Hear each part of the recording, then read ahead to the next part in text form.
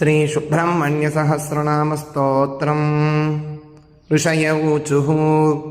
सर्वशास्त्रार्थतत्त्वज्ञ सर्वलोकोपकारक वयं चातितयः प्राप्ता आतिथेयोऽसि सुव्रत ज्ञानदानेन संसारसागरात्तारयस्वनः कलौ कलुषचित्ताये नराः पापरताः सदा केन स्तोत्रेण मुच्यन्ते सर्वपातकबन्धनात् इष्टसिद्धिकरं पुण्यं दुःखदारिद्र्यनाशनम् सर्वरोगहरं स्तोत्रं सूतनो वक्तुमर्हसि। श्रीसूत उवाच